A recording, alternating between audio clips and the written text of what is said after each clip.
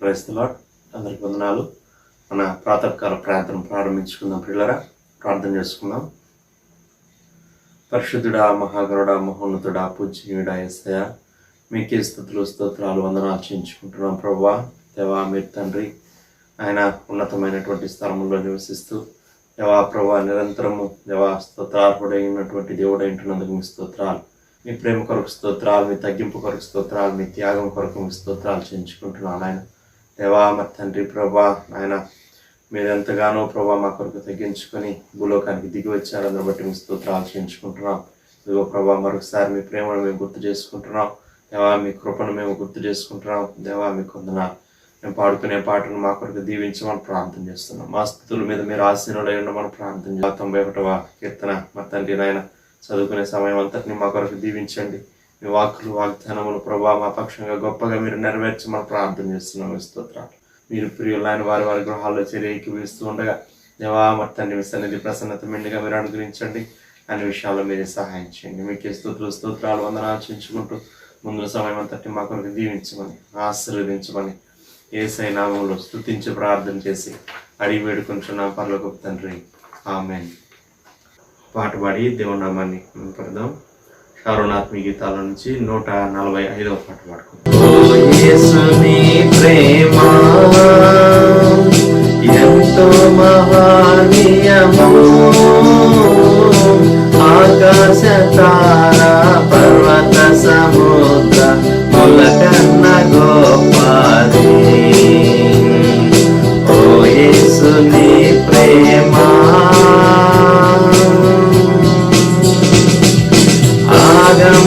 ఆగమ్యానందమే హృదయము నిండెను. ప్రభుని కార్యములు గంభీరమైనవి. ప్రతి ఉదయ సాయంత్రములు స్తుతికి యోగ్యములు, స్తుతికి యోగ్యములు. ప్రతి ఉదయ సాయంత్రములు స్తుతికి యోగ్యములు, స్తుతికి యోగ్యములు. ఓ యేసుని ప్రేమ ఎంతో మహనీయము, ఆకాశ తారా పర్వత సముద్ర పులకన్న గోపాది. ఓ యేసుని ప్రేమ సంకట సమయములో సాగాలేకున్నాను. దయచూపు నా మీద అని నేను మొరపెట్టగా, సంకట సమయములో సాగాలేకున్నాను. దయచూపు నా మీద అని నేను మొరపెట్టగా, వింటినటివి నా మొరకు ముందే తోడానుందు నటివి, తోడానుందు నటివి. వింటినటివి నా మొరకు ముందే తోడానుందు నటివి, తోడానుందు నటివి. ఓ యేసుని ప్రేమ ఎంతో మహనీయము, ఆకాశ తారా పర్వత సముద్ర పులకన్న గోపాది. ఓ యేసుని ప్రేమ. యథా ప్రకారంగా 91వ కీర్తన చదువుకుందాం పిల్లరా. మహోన్నతిని చాటున నివసించువాడే సర్వశక్తి నీడను విశ్రమించువాడు. మహోన్నతుని చాటును నివసించువాడే సర్వశక్తి నీడను విశ్రమించువాడు. ఆయనే నాకు ఆశ్రయము, నా కోట, నేను నమ్ముకును నా దేవుడని నేను యెహోవాను గురించి చెప్పుచున్నాను. ఆయనే నాకు ఆశ్రయము, నా కోట, నేను నమ్ముకున్న నా దేవుడని నేను యెహోవాను గురించి చెప్పుచున్నాను. వేటకాని ఊరిలో నుండి ఆయన నిన్ను విడిపించును, నాశనకరమైన తెగులు రాకుండా నిన్ను రక్షించును. వేటకాని ఊరిలో నుండి ఆయన నిన్ను విడిపించును, నాశనకరమైన తెగులు రాకుండా నిన్ను రక్షించును. ఆయన తన రెక్కలతో నిన్ను కప్పును, ఆయన రెక్కల క్రింద నీకు ఆశ్రయం కలుగును. ఆయన సత్యము కేడమును డాలునై ఉన్నది. ఆయన తన రెక్కలతో నిన్ను కప్పును, ఆయన రెక్కల కింద నీకు ఆశ్రయం కలుగును. ఆయన సత్యము కేడమును డాలునై ఉన్నది. రాత్రి వేళ కలుగు భయమునకైనను, పగటి వేళ ఎగురు బాణమునకైనను, రాత్రి వేళ కలుగు భయమునకైనను, పగటి వేళ ఎగురు బాణమునకైనను, చీకటిలో సంచరించి తెగులునకైనను, మధ్యాహ్నం మందు పాడు చేయు రోగమునకైనను నీవు భయపడుకుందువు. చీకట్లో సంచరించి తెగులుకైనను, మధ్యాహ్నం మందు పాడు చేయు రోగమునకైనను నీవు భయపడకుందు. నీ ప్రక్కన 1000 మంది పడినను, నీ కుడి పక్కన 10,000 మంది కూరినను, అపాయం నీ ఎద్దుకు రాదు. నీ ప్రక్కన 1000 మంది పడినను, నీ కుడి ప్రక్కన 10,000 మంది కూలినను, అపాయం నీ ఎదుకు రాదు. నీవు కన్నులారా చూచుచుండగా భక్తిహీనులకు ప్రతిఫలం కలుగును.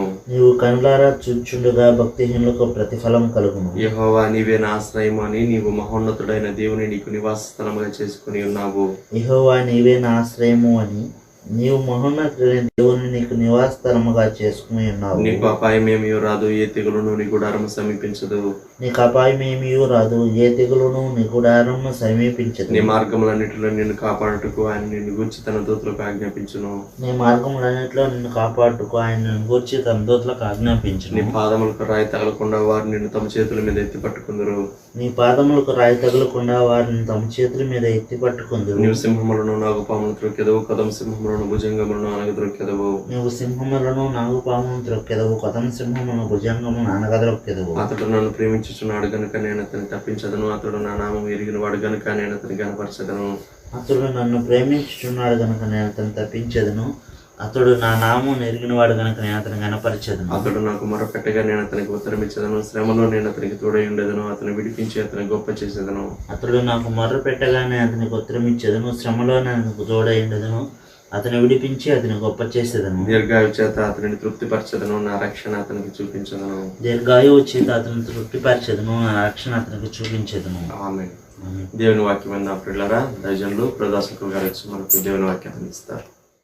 ఇర్మియా గ్రంథం 6వ అధ్యాయం 16వ వచనం. యెహోవా ఇలాగు సెలవిచ్చుచున్నాడు, మార్గములలో నిలిచి చూడుడి, పురాతన మార్గములను గూర్చి విచారించుడి, మేలు కలుగు మార్గమేది అని అడిగి అందులో నడుచుకొనుడి, అప్పుడు మీకు నెమ్మది కలుగును. అయితే వారు మేము అందులో నడుచుకొనమని చెప్పుచున్నారు. ప్రార్థన. ప్రేమగల ప్రభువా, ఈ ప్రాతకాలం ఈ ధ్యానమును ఇవి చేసే మీ బిడ్డలందరి కొరకు, వారి ఫ్యామిలీస్ కొరకు దీవించమని, మీ సందేశం మాకు అందించి మాతో మాట్లాడి మమ్మలను బలపరచమని యేసుక్రీస్తు ప్రభువారి నామములో ప్రార్థిస్తున్నాం తండ్రి.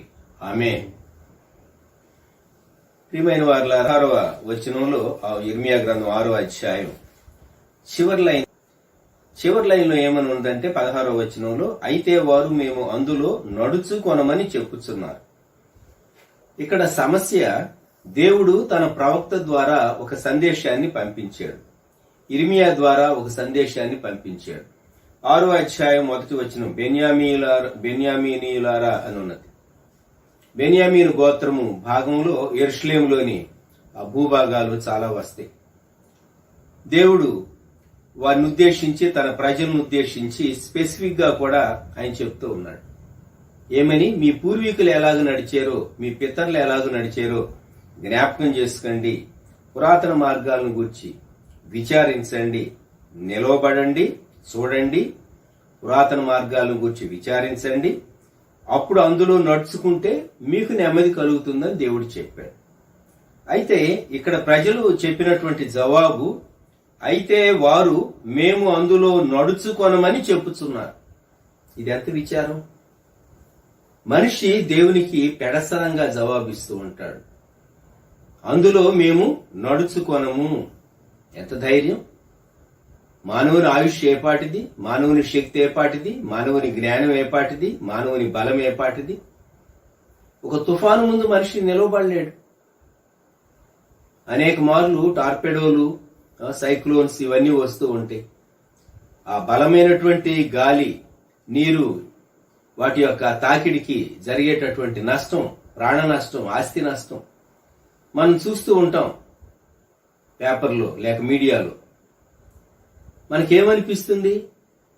దేవుడు కలుగు చేసినటువంటి ప్రకృతి, దీని శక్తి ముందే మనిషి నిలవబడలేడు. దేవునికి వ్యతిరేకంగా దేవుడు చెప్పిన మాట కాదని ఎదురు నిలవబడగలడా? విచారకరం ఏంటంటే మనిషి మొండిగా, మూర్ఖంగా దేవుడికి జవాబు చెప్తూ ఉంటాడు. ఏమని? మేము అందులో నడుచుకొనము, మేము అందులో నడుచుకొనము. పితరులు నడిచినటువంటి మార్గము శ్రేష్టమైనటువంటి మార్గం. అది విశ్వాస మార్గము, అది పరిశుద్ధతతో కూడినటువంటి మార్గము. ఆ మార్గాన్ని ప్రేమించి విశ్వసించినటువంటి వారుగా, దేవుణ్ణి విధేయత చూపించినటువంటి వారుగా నడుచుకుంటే వారికి సంతోషం కలిగేది. దేవుడు వారి కొరకు ఉద్దేశించినటువంటి మార్గం అది. అయితే వీళ్ళంటూ ఉన్నారు, మేము అందులో నడుచుకొనము. చాలా స్ట్రాంగ్ గా చెప్పేస్తూ ఉన్నారు. వీరు చిన్నపిల్లలా కాదు, జ్ఞానం కలిగినటువంటి వారు, వయస్సు ఉన్నటువంటి వారు, అనుభవం ఉన్నటువంటి వారు, గతకాల చరిత్ర అంతటినీ ఎరిగినటువంటి వారు.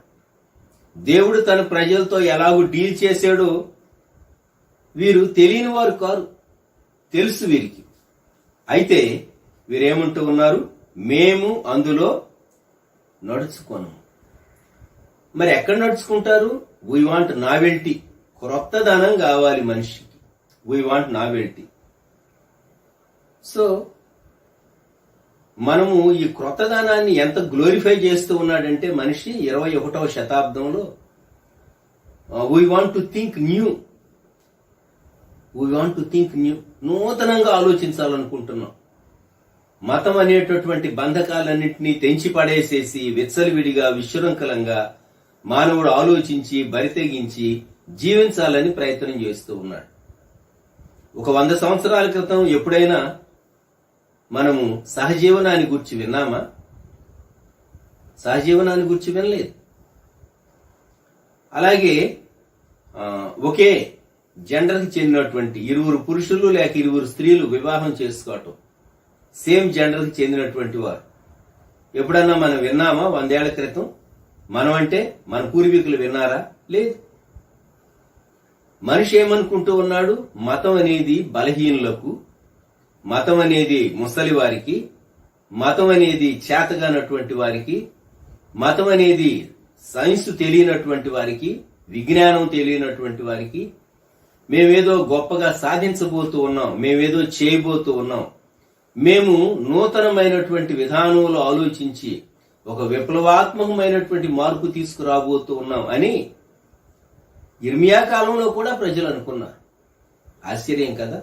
ఇర్మియా కాలంలో ప్రజలు కూడా అనుకున్నారు. అందుకే మేము అందులో నడుచుకొనము, పురాతన మార్గములు మాకు అక్కర్లేదు, భక్తులు నడిచిన మార్గాలు మాకు అక్కర్లేదు, మా పూర్వీకులు నడిచినటువంటి మార్గాలు మాకు అక్కర్లేదు అని వీరు జవాబు చెప్తూ ఉన్నారు.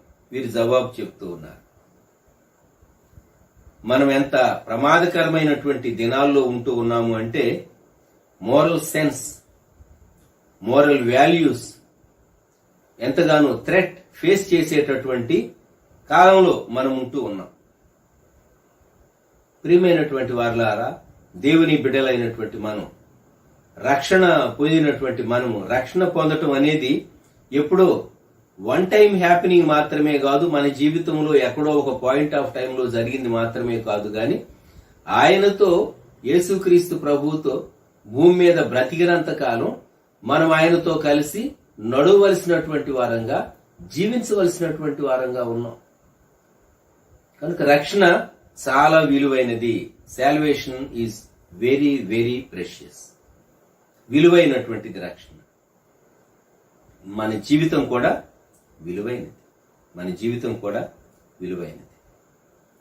ఇక్కడ ఇర్మియా గ్రంథం 6వ అధ్యాయంలో 17వ వచనంలో మిమ్మును కాపు కాయుటకు నేను కావలి వారిని ఉంచి ఉన్నాను.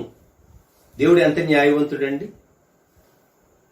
ఆ కాలంలో దేవుడు తన ప్రజలతో మాట్లాడటానికి ఇర్మియాను వాడుకున్నాడు, ప్రవక్త అయినటువంటి యెషయాను వాడుకున్నాడు.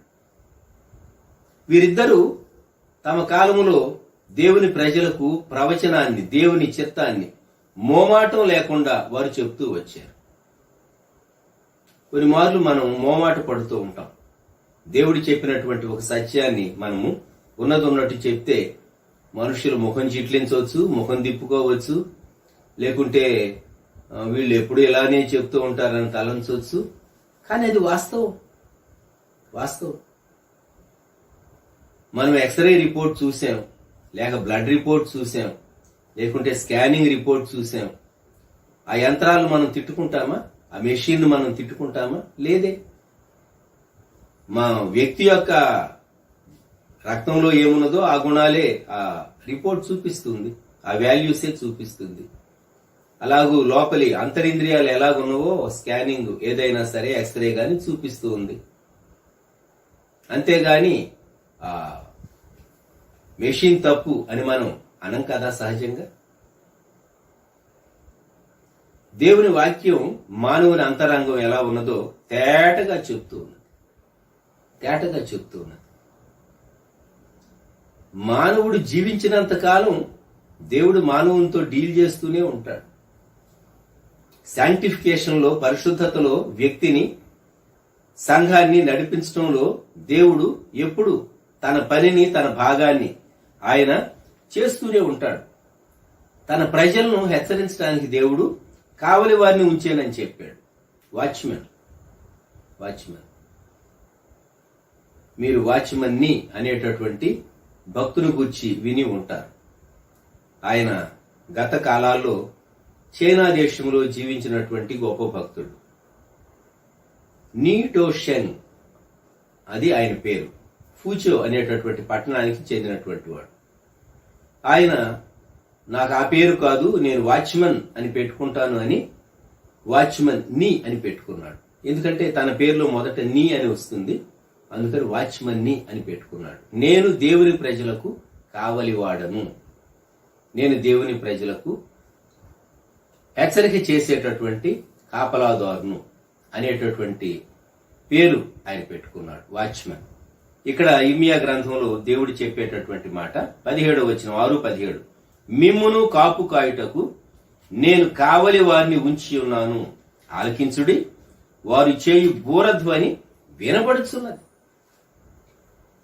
కావలి వారు ఏం చేస్తారంటే, శత్రువు వస్తూ ఉన్నాడు అని చూచి వారు హార్న్ ఎత్తి, కొమ్ము బోర ఎత్తి వారు ఊతారు. అప్పుడు వెంటనే ప్రజలు అలర్ట్ అయిపోతారు. శత్రువుని ఎదుర్కోవటానికి, ఆ పరిస్థితిని ఎలాగైనా సరే వారు ఆ పరిస్థితిలో నిలవబడి పోరాడటానికి వారు సిద్ధపడతారు. కావలి వాడు హెచ్చరిక చేయాలి. బూరధ్వని వినబడుతున్నది. ప్రియమైన వారులారా, పాత నిబంధన కాలంలో వారు బూరధ్వని విన్నప్పుడు యుద్ధానికి సిద్ధపడేటటువంటి వారు. మన కాలంలో రాకడ బూరధ్వని కొరకు మనం కనిపెడుతూ ఉన్నాం. The sound of the trumpet, రాకడ బూరధ్వని కొరకు, ఆఫ్ హిస్ సెకండ్ కమింగ్. రాకడ బూరధ్వని కొరకు మనం కనిపెడుతూ ఉన్నాం. అందుకే భూమి మీద ఇవన్నీ సంభవిస్తూ ఉన్నాయి. ఈ ఉత్పాతాలు, తెగుళ్లు ఇవన్నీ సంభవిస్తూ ఉన్నాయి. లోకము అంతమునకు సమీపించే కొలది ప్రపంచమంతా చాలా ఒక చిన్న కుగ్రామంలాగా, ఇంత విశాలమైనటువంటి ప్రపంచం, ఇన్ని దేశాలు ఉన్నటువంటి ప్రపంచం, కమ్యూనికేషను అలాగూ టెక్నాలజీ అంతా పెరగటం ద్వారా చాలా ఈజీగా రీచ్ అయ్యేటట్లుగా, చాలా ఫాస్ట్ గా మనం ఒక ప్రపంచ నియంత చేత ప్రపంచం పరిపాలించబడేటటువంటి దాని కొరకు ప్రపంచం అంతా సిద్ధపరచబడుతూ ఉన్నది. మనము యేసుక్రీస్తు ప్రభు యొక్క రెండవ రాకడ బూరధ్వని కొరకు సంఘము కనిపెడుతూ ఉన్నారు. వారైతే శత్రువు వచ్చేటప్పుడు, శత్రువు వస్తూ ఉన్నాడు, తమను తాము కాపాడుకోవటానికి వారు బూరధ్వని విని వారు సిద్ధపడాలి. ఇక్కడ ప్రవక్త చెప్పినటువంటి మాట, దేవుడు వారికి చెప్పిన మాట, ఆలకించుడి, వారు అనగా కావలి వారు చేయు బూరధ్వని వినబడుచున్నది. 18వ వచనం, అయితే మేము వినమని వారు అనుచున్నారు. ఇది ఎంత విచారకరమండి. ఇదిగో అపాయం వస్తుంది అని చెప్పి ప్రవక్తలు చెప్తూ ఉంటే వీళ్ళకి ఏం పని లేదు, వీళ్ళు ఎప్పుడు ఇదే చెప్తారు, ఇది వీరి ఉద్యోగం, కాబట్టి మనం దాని గురించి పట్టించుకొని అక్కర్లేదు అని మనుషులు అనుకుంటారే. అలాగూ ఆ కాలంలో, ఇర్మియా కాలంలో ప్రజలు అన్నారు, మేము బూరధ్వని వినము. అంతకు మునుపు ఏమన్నారు? మేము అందులో నడుచుకొనము. మానవుని పాపముతో నిండిన భయంకరమైనటువంటి మనసు ఎంత కఠినంగా ఉంటుందో చూడండి. దేవుని పేరు పెట్టబడినటువంటి దేవుని ప్రజలు, దేవునికి లోకములో ఉన్న వారితోనూ సమస్య ఉన్నది, తన పేరు పెట్టబడిన తన ప్రజలతోనూ సమస్య ఉన్నది. ఇక్కడ దేవుడు ఎవరితో మాట్లాడుతూ ఉన్నాడో చూడండి. 18వ వచనంలో, అన్యజనులారా వినుడి, సంఘమ వారికి జరిగిన దానిని తెలుసుకోండి. అన్యజనులారా చూడండి, మా పిల్లలు ఎలా చేస్తున్నారు అని కొన్ని మార్లు మనము వాళ్ళు మెచ్చుకోవటానికి గాని, లేకుంటే వాళ్ళ మీద కంప్లైంట్ గాని ఇతరులతో చెప్పినట్టుగా ఇక్కడ దేవుడు అంటూ ఉన్నాడు, అన్యజనులారా వినుడి. యూదులు తిరస్కరిస్తూ ఉన్నారు కాబట్టి అన్యజనులకు దేవుడు ఒక సందేశం, ఒక హెచ్చరిక పంపించబోతూ ఉన్నాడు. వినండి, వినండి, నా ప్రజలకు ఏం జరగబోతుందో వినండి, మీరు కూడా గ్రహింపు కలిగి ఉండండి, జాగ్రత్త పడండి అని దేవుడు మాట్లాడుతూ ఉన్నాడు. 19వ వచనం, భూలోకమా వినుము, ఈ జనులు నా మాటలు వినకున్నారు. కనుక వీరు సాక్షులు, అన్యులు సాక్షులు, చుట్టుపక్కల ఉన్నటువంటి దేశాల వారు సాక్షులు. దేవుడు ఈ ప్రజలకు కీడును గూర్చి ముందే హెచ్చరిక చేశాడు గాని వారు వినలేదు.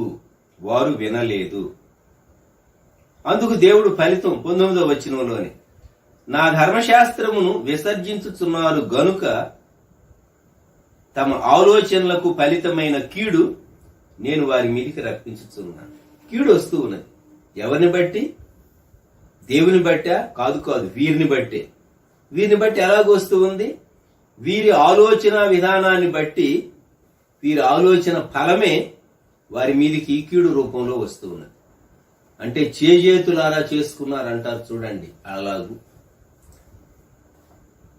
ఊరధ్వని వినబడుతూ ఉన్నప్పటికీ తమను తాము కాపాడుకోకుండా నిర్లక్ష్యంగా ఉంటే బాధ్యులెవరు? ఊరధ్వని విని కూడా నిర్లక్ష్యం వహించినటువంటి వారిదే అవుతుంది. హెచ్చరిక చేయకపోతే, అపాయము వస్తూ ఉన్నదని చెప్పకపోతే తప్పు అవుతుంది. కానీ ఇక్కడ పరిస్థితి, తమ ఆలోచనలకు ఫలితమైన కీడు నేను వారి మీదకి రప్పించచ్చు ఉన్నా దేవుడు చెప్తూ ఉన్నాడు.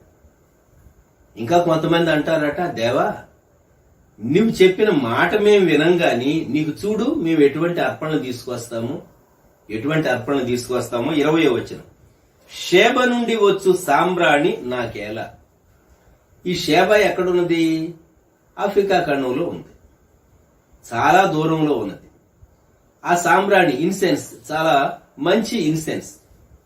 చూడు దేవా, నేను నీకు ఎంత మంచి అర్పణ తీసుకుని వచ్చాను, ఎంత మంచి సుగంధ ద్రవ్యాన్ని తీసుకుని వచ్చాను.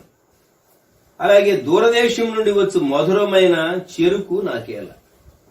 నైలు నది తీరాలలో బాగా చెరుకు విస్తారంగా పెరిగేది. ఐగుప్తు నుండో ఎక్కడి నుండో వచ్చేటటువంటి చెరుకు గడలు అయి ఉంటాయి. అవి కూడా అర్పణగా తీసుకుని వచ్చారు.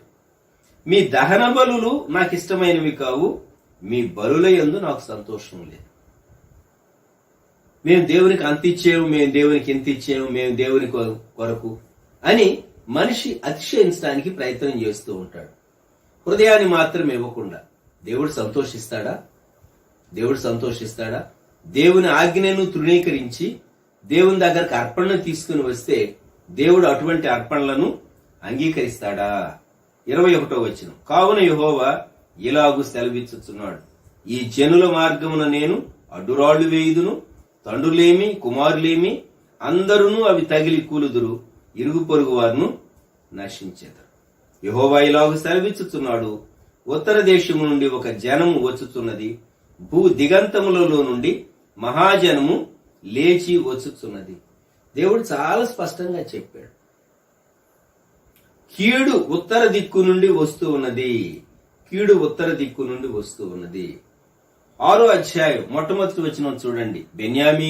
బెన్యామీనీయులారా, యెరూషలేములో నుండి పారిపోవుడి, తెకోవలో బూరధ్వని చేయుడి, బేత్ హక్కెరెము మీద ఆనవాలుకై ధ్వజము నిలువబెట్టుడి. కీడు ఉత్తర దిక్కు నుండి వచ్చుచున్నది, గొప్ప దండు వచ్చుచున్నది. గొప్ప దండు వచ్చుచున్నది. ఎందువలన ఇటువంటి కీడు వస్తూ ఉన్నది అంటే దీనికి కారణం 7వ అధ్యాయంలో చూస్తే 17వ వచనం. యూదా పట్టణములలోను యెరూషలేము వీధులలోను వారు చేయుచున్న క్రియలను నీవు చూచుచున్నావు. ప్రవక్తతో చెప్తున్నాడు దేవుడు కదా.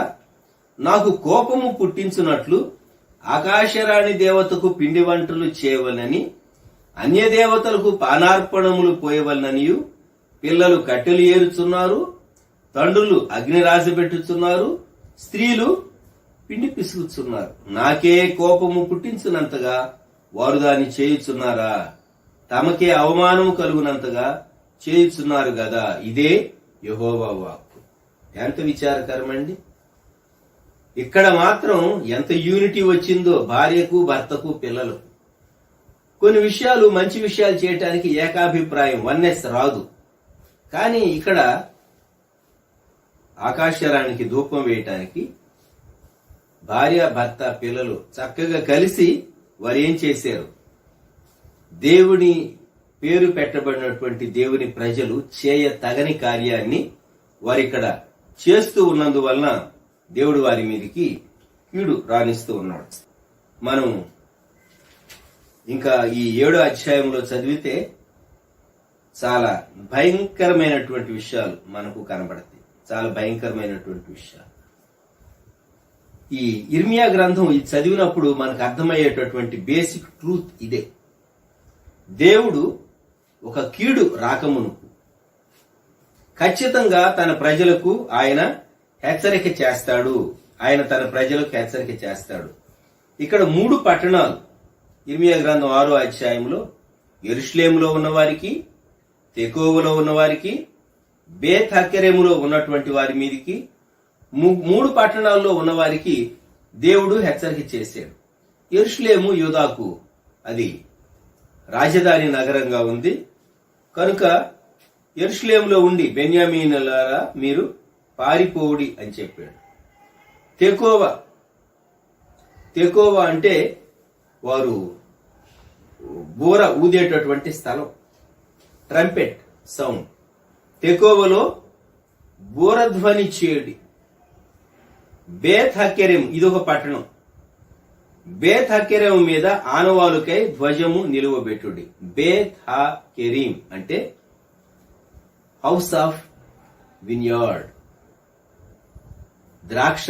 ద్రాక్షల గృహం అని చెప్పాలి. ద్రాక్షల గృహం అని చెప్పాలి. ఇక్కడ దేవుడు తెకోవలోనేమో బూరధ్వని చేయమన్నాడు, బేత్ హక్కెరెం మీదేమో ఒక జెండా ఆనవాలుగా నిలవబెట్టమన్నాడు, పారిపోమని చెప్పాడు. కారణం కీడు ఉత్తర దిక్కు నుండి వచ్చుతున్నది, గొప్ప దండు వచ్చుతుంది. దేవుడు తన ప్రజలకు ఏ కాలంలో సహా ఆయన చాలా ఖచ్చితంగా సంభవించబోయేటటువంటి దాన్ని ఆయన చెప్పేటటువంటి దేవుడు. 103వ కీర్తన మనం ఎరుగుదు. 103వ కీర్తనలో దావీదు భక్తుడు చెప్పాడు, ఆయన నిత్యము కోపించడు. ఆయన నిత్యం కోపించేవాడైతే మనం ఏమైపోతాం? మన పరిస్థితి ఏమవుతుంది? అందుకే ఇర్మియా గ్రంథంలో దేవుడు చాలా చాలా అన్యులను సాక్షులుగా పెట్టాడు. భూలోకమా, సంఘమా, అన్యజనులారా వినండి. 6వ అధ్యాయం 18-19 వచనాలు. నేను ఆ ప్రజలకు చెప్తూ ఉన్నాను, కీడు రాబోతున్నది, కీడు రాబోతున్నది. ఈ ఉదయకాలం మనం ప్రభు వైపు చూద్దాం. దేవా, మేము సాధారణమైనటువంటి జనజీవన స్రవంతి మరలా ప్రారంభమైంది. ఇది ఒక క్రొత్త ఫేజ్లో మేము ఉంటూ ఉన్నాం. ఆ దేవుని ప్రజలైనటువంటి వారు ఏ విధమైనటువంటి కీడు మనల్ని సమీపించకుండా 91వ కీర్తన మనం ప్రతిరోజు చదువుకుంటూ ఉన్నాం. ఏ తెగులు నీ గుడారం సమీపించదని. దేవుని వాక్య వాగ్దానాన్ని ఎత్తి మనం ప్రభు వైపు చూద్దామా? అంతేకాదు, మనం చేయవలసినటువంటి 4 పనులు నేను మీకు జ్ఞాపకం చేయాలని ఉద్దేశిస్తున్నాను. మొదట, వ్యక్తిగతంగా మన పాపాలు మనం ఒప్పుకోవాలి.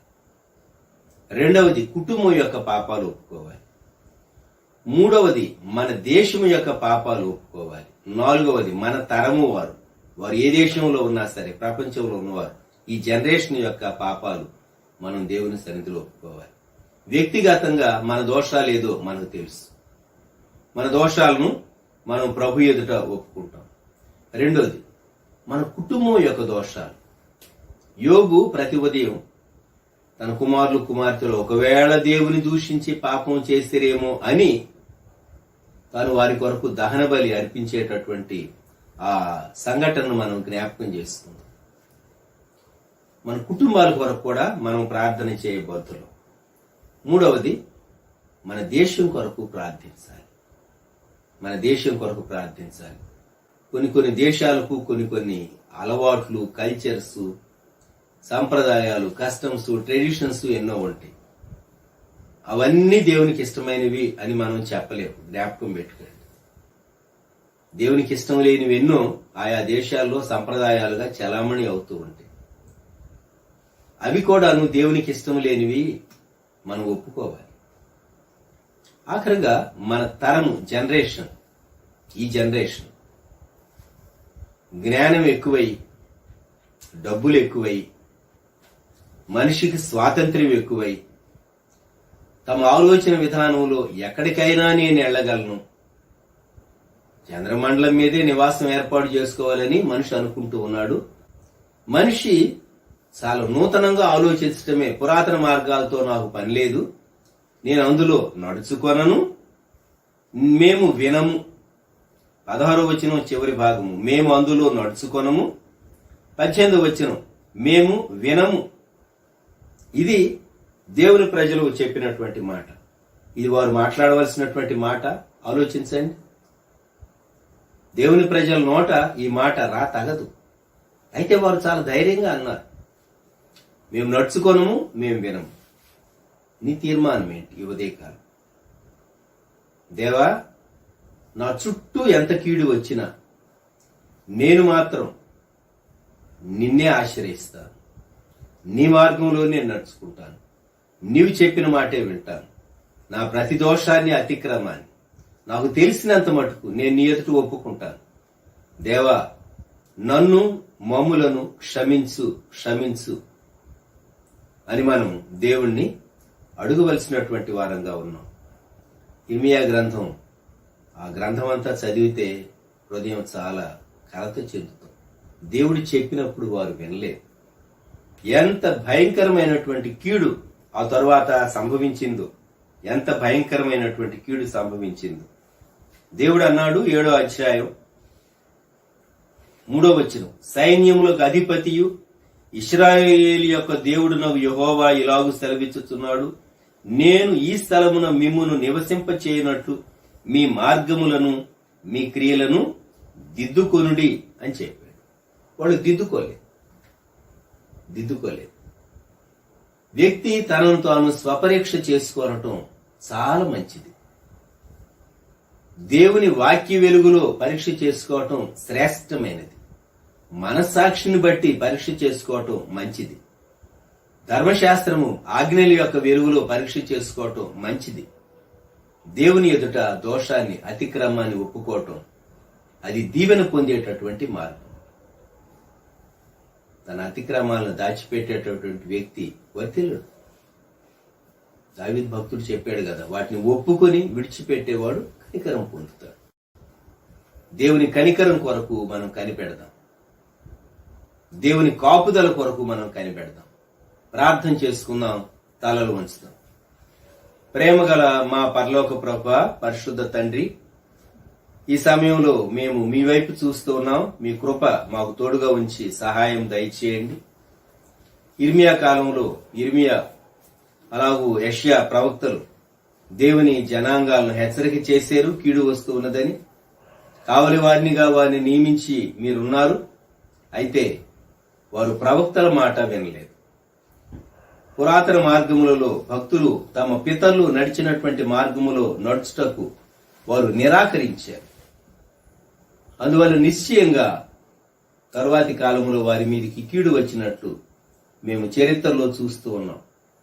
ప్రియప్రభ, మా దినాల్లో మానవుని జ్ఞానం ఎంతో వికసించిన ఈ దినాల్లో మానవుని పాపం కూడా భయంకరంగా మానవుని దేవుని నుండి దూరం చేసి ప్రక్కదారిలోనికి నడిపించి, స్వంత మార్గంలోనికి నడిపించి, కీడు కలిగించేటటువంటి మార్గంలోనికి పరిగెత్తించి ఎంతో నష్టం చేస్తూ ఉన్నది. దేవా, కనికరించుము, క్షమించు.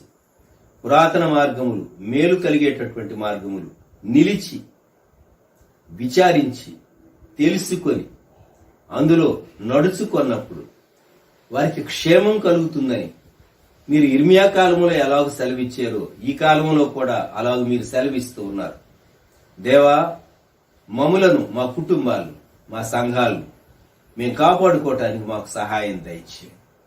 మానవ హద్దుబాటులో విత్తబడినటువంటి ఈ దైవ ధ్యానాన్ని ఆశీర్వదించమని, దీవించమని ప్రార్థిస్తున్నాం.